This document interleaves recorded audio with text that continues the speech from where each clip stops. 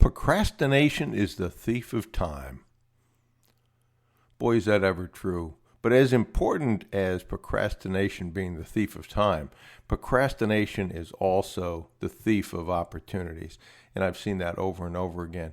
It's funny, over the last couple of weeks, maybe not so funny, but over the last couple of weeks, I've seen a lot of cases of my presentation isn't ready yet, so I didn't send it. I'm going to do it soon. I need to do this first. Geez, New Year's is almost here, so why don't I wait until that? I need to get better before I call a dream team prospect. I'm tired. I can do it tomorrow. And I wanted to talk to you about a couple of things that helped me. One is a sundown rule, and to just make that a habit.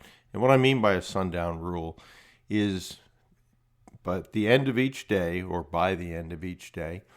you end up responding to the messages that you've received that day.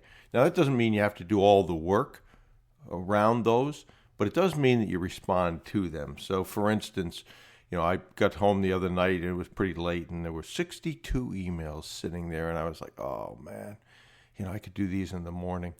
But I said, nope, sundown rule, that's a habit, so just bear down and do it. It didn't take me all that much time.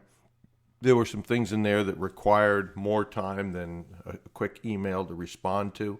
And so you don't have to do all of these things, but you do have to take some time to just say, got your email. It's going to take me a day or two. I'll get back to you tomorrow. It'll take me a week, whatever the task is. But at least you acknowledge receipt of it and let the other person know that you're working on it. And I knocked off those 62 emails in probably an hour or something like that.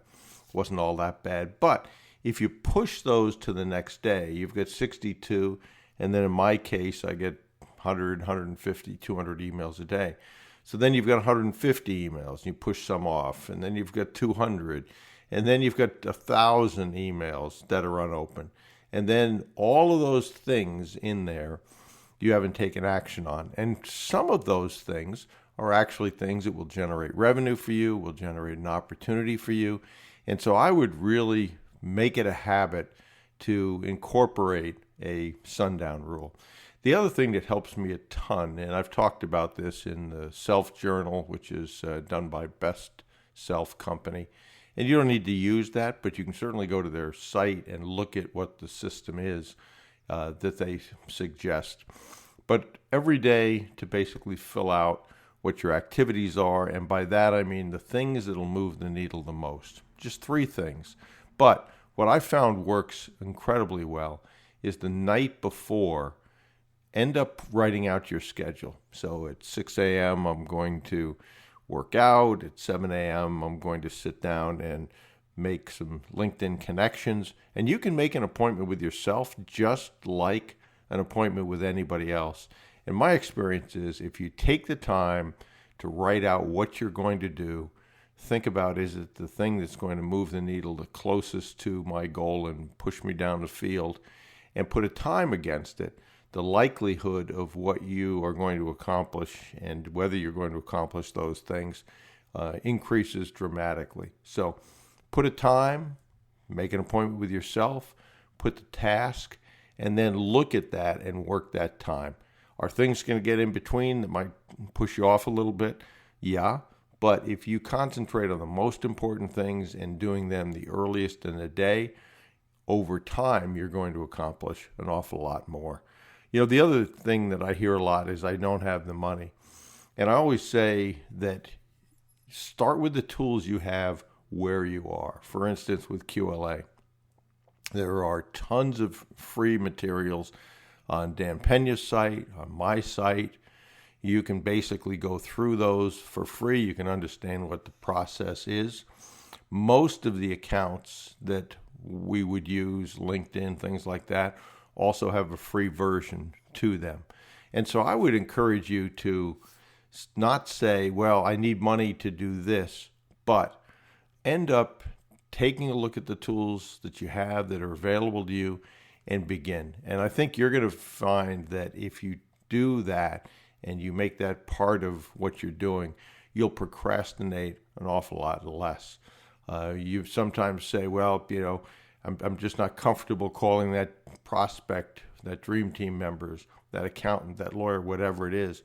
And most of the time, the anticipation of that event is far different than the actual event. A lot of times we agonize over a decision, and then we do the thing and we say, that wasn't so bad. I could have done that a month ago or yesterday or whatever it is. So procrastination is the thief of time. Procrastination is also the thief of opportunity. Remember that, please, because I think that will serve you well. For years now, I've kept a plaque on my desk that just says, do it now. And subconsciously, I see that. I don't even think about it, but it keeps driving in the point to make another phone call, send another email, contact somebody else about an opportunity. And that has, as I said earlier, served me very, very well. So I hope that helps, and I hope that you kill the procrastination bug and begin to do those things. And, you can certainly write out an affirmation that talks about how you are taking action, and procrastination is a thing of the past. Affirmations work. Many of you have told me that it's amazing to you when you begin to use those, the change it makes. So why not end up doing an affirmation about not procrastinating? One of the guys that said to me, which I thought was brilliant, I have a problem doing my affirmations religiously and the discipline to do them. So I started an affirmation that said I'm doing my affirmation. Again, there's a lot of things that you can do like that to make sure that you take action. So I hope that helps, and I hope that you do it now.